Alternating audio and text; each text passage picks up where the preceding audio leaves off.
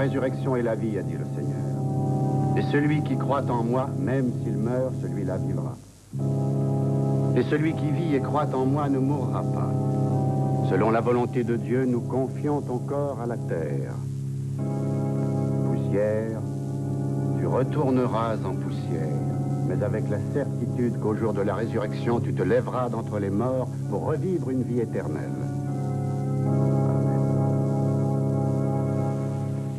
Eh bien, ceci termine le texte officiel du testament de Sir Charles. Puis-je être le premier à vous féliciter, Sir George, d'hériter le château de Farnsworth? Des murs qui tombent en ruine et une légende sinistre. En plus des terres rapportant de beaux revenus. Aucun de nous n'a été oublié dans le testament, Monsieur Clarkson. Mon frère était un homme très généreux. Oui, c'était un avare et une brute. Oh, George, je vous en prie. Charles est mort, voyons. Il vous traitait plus comme un chien que comme sa pupille, Sylvia. Et vous le savez. Henri, vous allez enfin pouvoir réaliser votre rêve. Vous achetez votre cabinet médical. 2000 livres. Je n'arrive pas à y croire. Je suppose que c'est terminé, Clarkson. Pas tout à fait, Sir George. Votre cousin a ajouté à son testament un codicile assez curieux. M'étant fait de nombreux ennemis dans ma vie, je n'hésite pas à croire que l'un d'eux ait envie de mettre une fin brutale à mes jours. Et c'est pourquoi, de quelque façon que je meure, je désire que Sherlock Holmes soit engagé pour mener une enquête sur les circonstances de mon décès. Sherlock Holmes, le détective? Mais c'est absurde. Charles est mort d'une crise cardiaque.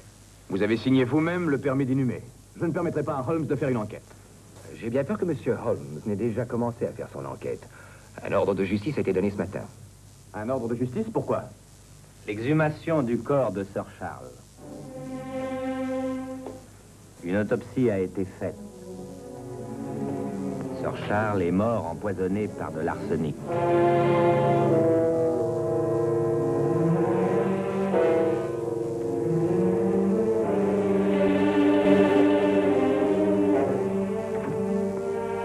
Elisabeth, c'est incroyable.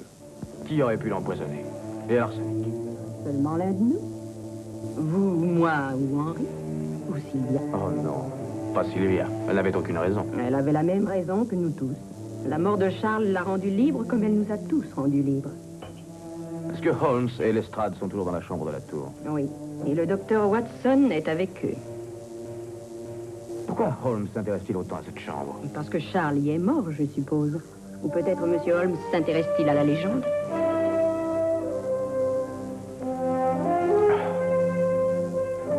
Cette ridicule et stupide légende. Le meurtre, voilà à quoi je crois, Holmes, pas aux légendes. Mon cher Lestrade, les légendes servent souvent de paravent à des buts très réels. Mais quelle est cette légende? Eh bien, elle remonte à la guerre des Deux Roses.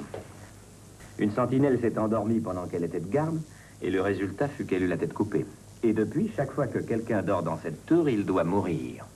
Ce sont des sottises. Bien sûr, mais Sir Charles a dormi dans la tour et il est mort. C'est une coïncidence. Il avait déjà absorbé le poison, et il fallait qu'il meure quelque part. Cette fenêtre est vraiment trop étroite pour permettre à quelqu'un d'entrer ou de sortir. Et avec la porte fermée, cette chambre devient un véritable cercueil. C'est de l'arsenic qui l'a tué, Holmes, pas la chambre. Ou la légende. Ou la légende. Docteur Watson, vous avez lu le rapport de l'autopsie. Quelle est votre opinion? Eh bien, il y a une chose qui m'a semblé étrange. Nous sommes en janvier. Et Sir Charles a mangé des raisins le soir où il a été empoisonné. Oui, et quel est le rapport? Voyons, on trouve difficilement des raisins en janvier. En Angleterre, du moins. Bravo, Watson.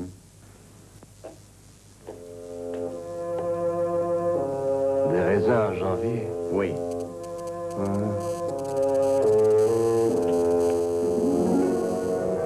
Arsenic, contenu dans ce flacon.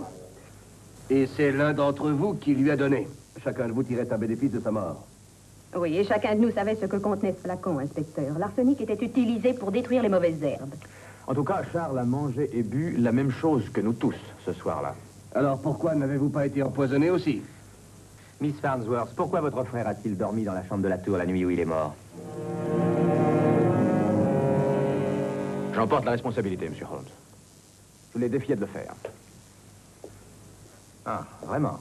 Pourquoi? Pour mettre à l'épreuve ses fanfaronnades. Ça a commencé au dîner, ce soir-là. Elisabeth, votre cuisine est de plus en plus immangeable. Si ça doit continuer, je vous conseille d'aller ailleurs empoisonner les autres. J'essaierai de faire mieux, Charles. Elisabeth, j'ai apprécié votre dîner. Mon cher cousin, vous ne connaissez rien à la cuisine. Pas plus qu'à autre chose d'ailleurs. C'est tout de même moi qui gère vos propriétés. Et on peut dire que c'est un beau gâchis. La moitié des fermiers n'ont pas encore payé leurs termes. Je ne vis pas de la sueur des autres, Charles. Vous encaisserez ce qu'ils me doivent dès demain matin, ou bien vous irez manger et boire ailleurs. Qu'avez-vous à répondre à ça, cher cousin?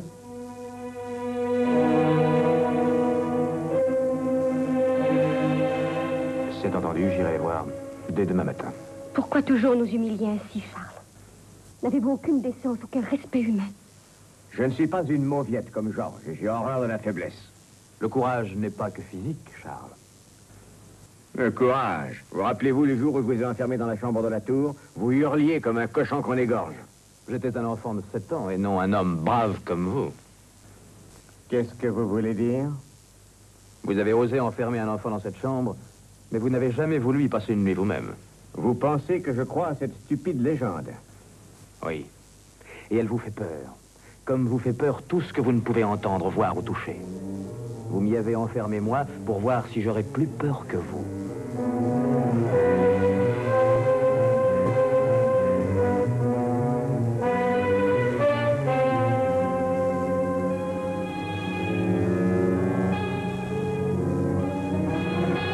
Elisabeth, donne-moi une bougie, je vais passer la nuit dans la chambre de la tour. Charles, pensez à votre cœur. Si vous aviez Vous pas... parlez comme un idiot, oui. Peur de quoi? Je ne suis pas une vieille femme.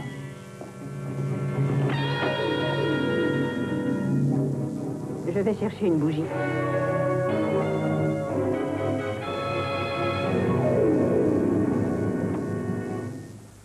J'ai dû enfoncer la porte de la chambre le lendemain matin et je l'ai trouvé mort. Ça a dû être un choc. Quel genre de raisin avez-vous mangé au dîner ce soir-là? Raisin? Nous n'avons pas mangé. Nous n'avons pas mangé de raisin depuis des mois. Alors, qui a donné à Sir Charles les raisins qu'il a mangés ce soir-là? Parce qu'il en a mangé et ils l'ont empoisonné. Personne n'a donné à mon frère des raisins, inspecteur. Une personne l'a fait, le meurtrier. Lestrade, ce ne sont pas les raisins qui vous donneront la clé du mystère. La solution est dans la chambre de la tour. Réfléchissez, Holmes, nous l'avons déjà examiné. Et je la découvrirai. Et comment ça, Holmes? Mais en passant une nuit dans la chambre de la tour moi-même.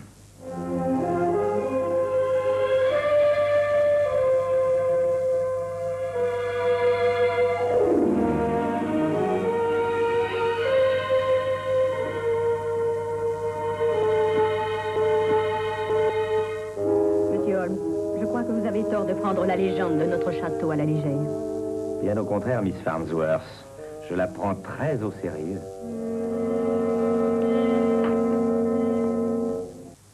Alors prenez garde, monsieur Holmes, et restez éveillé.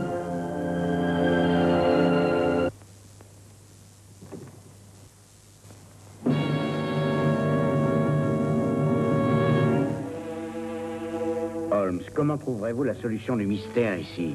Bien simplement, Watson. Le meurtrier va essayer de me tuer aussi. Pourquoi? Parce que je suis Sherlock Holmes. Et si je restais avec vous? Non, non, mais merci d'y avoir pensé.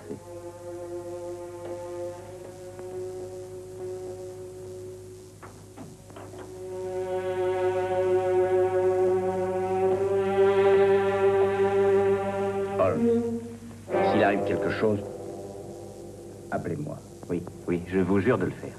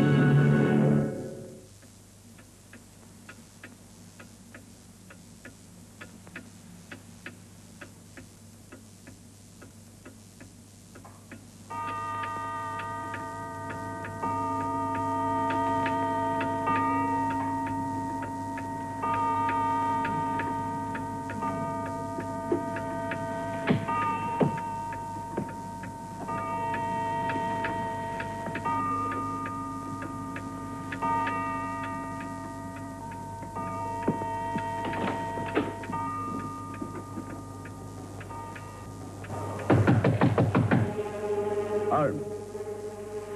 Holmes!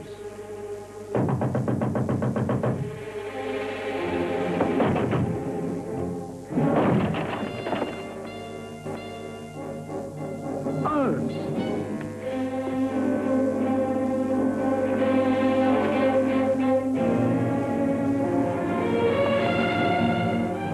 Poison.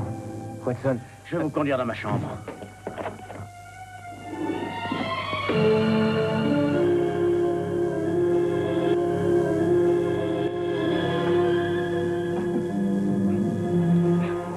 Arsenic, Watson. Vite, l'antidote. L'arsenic? Oh.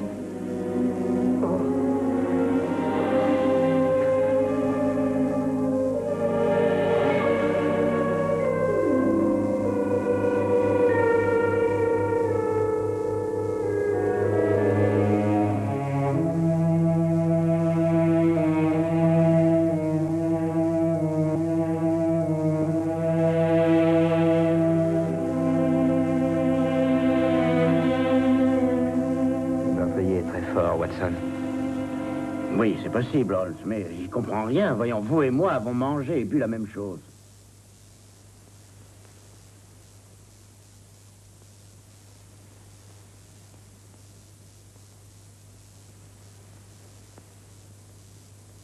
Watson, je crois connaître le secret de l'assassin.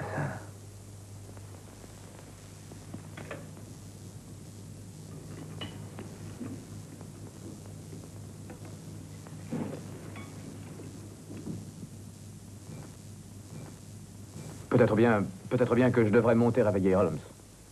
C'est curieux qu'il ne soit pas là. Ce n'est pas que je sois superstitieux au point de croire à cette légende stupide, mais... Mais vous croyez au meurtre, n'est-ce pas, Dr. Reeves? Eh bien, il semble que vous soyez tous surpris de me voir vivant ce matin. Disons plutôt que nous sommes soulagés, monsieur Holmes. Soulagé n'est sûrement pas le mot qui convient à l'un de vous. Mais de quoi parlez-vous? On m'a empoisonné hier soir. Et si je suis vivant ce matin, c'est grâce à un peu de chance et à beaucoup de prescience de la part du docteur Watson. Hier après-midi, le docteur Watson a découvert la vraie cause de la mort de Sir Charles. Et il est allé commander un antidote à l'arsenic chez le pharmacien du village. J'aimerais connaître celui ou celle d'entre vous assis à cette table qui doit maudire cette prescience. Devons-nous avoir peur de chaque bouchée que nous mangeons? Pas de chaque bouchée, Sir George.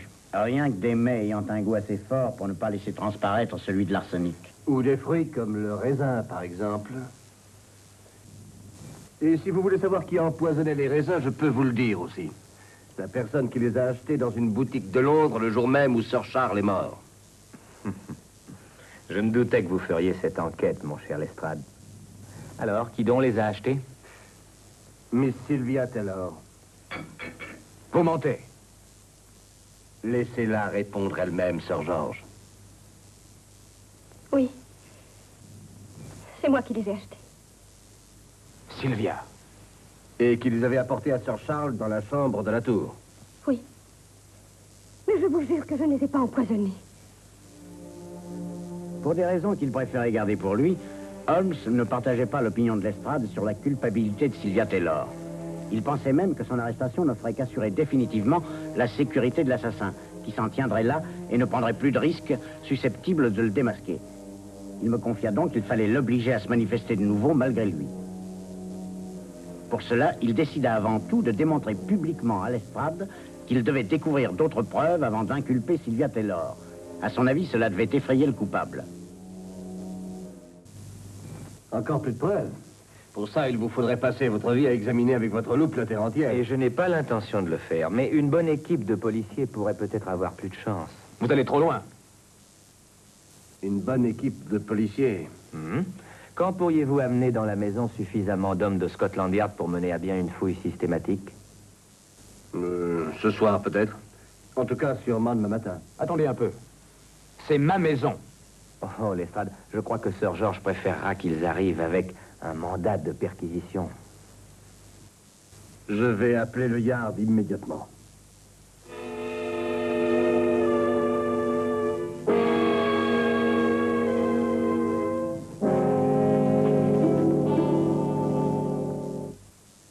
Watson, vous êtes sûr que personne n'a quitté la maison? L'agent qui est à la porte dit que personne n'est entré ni sorti de toute la journée. Bon, j'espère qu'il ne s'est pas trompé. C'est vraiment épuisant, vous savez, Holmes, de monter cette gape qui, jusqu'à présent, ne nous a rien donné. Mais il ne faut pas perdre espoir, Watson. Le meurtrier est aux abois maintenant et la peur l'obligera à agir. Oh, Holmes, pourquoi allez-vous toujours à cette fenêtre? Vous savez, je crois que ce sont vos allées et venues continuelles qui me rendent aussi nerveux. Il est là, Watson. Quoi? Vite, Watson, allons dans la tour. J'arrive, Holmes.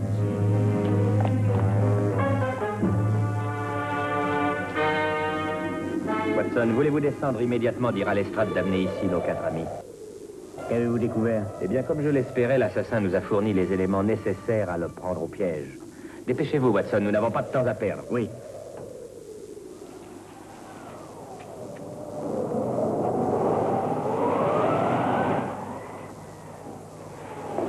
Si vous voulez bien vous asseoir.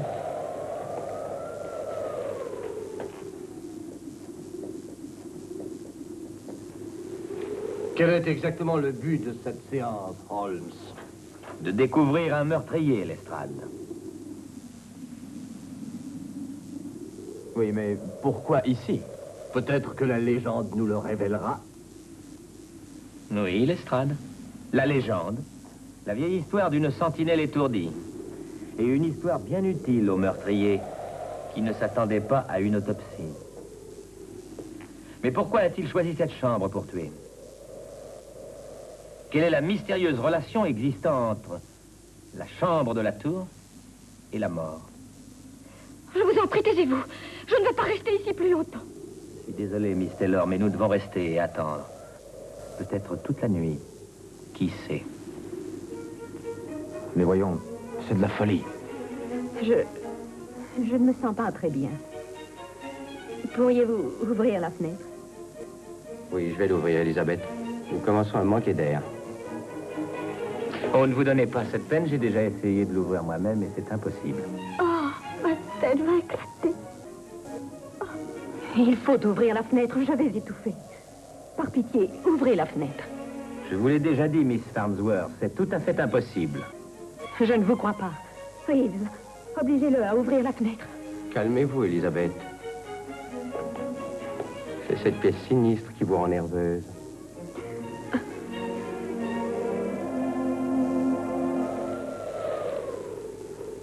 Elle se vend de malheur.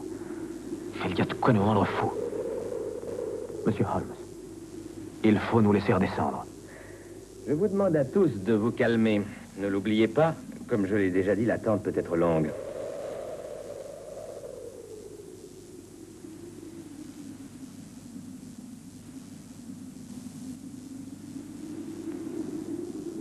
Je veux sortir d'ici.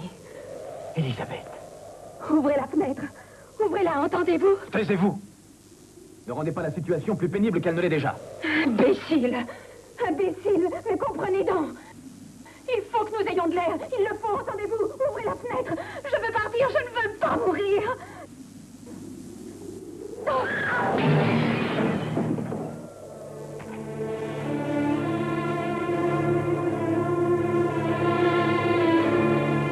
Il n'était pas nécessaire d'ouvrir la fenêtre, Miss Farnsworth. Oh, Watson, il y a un paquet sur la commode derrière vous. Voulez-vous me l'apporter? Oui, bien sûr. Miss Farnsworth, j'avais eu la précaution de remplacer vos bougies à l'arsenic par des bougies ordinaires. Évidemment, vous ne pouviez pas savoir. Des bougies à l'arsenic? Oui, Lestrade. Comme celle qui a tué Sir Charles. Mais Sir Charles a été empoisonné par les raisins. Ah non, Lestrade, sa mort a été provoquée par des moyens bien plus ingénieux. Une petite chambre,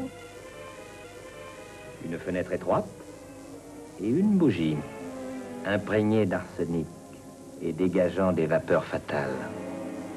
Oui, très ingénieux. J'ai bien connu. Les gaz d'arsenic sont mortels.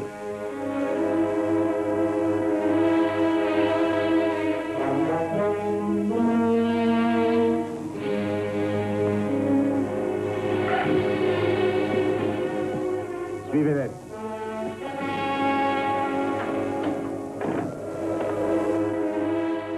Mon cher Lestrade, la personne qui avait placé là ces bougies ne pouvait pas rester toute la nuit à attendre la mort. Elle était obligée de se démasquer. Je m'excuse d'avoir imposé ça aux autres, mais franchement, j'ignorais lequel de vous était le coupable. Mais Holmes, pourquoi avait-elle choisi cette chambre pour détruire les bougies? Parce que c'était la seule chambre du château où elle était sûre que personne ne viendrait la surprendre à cause de la légende.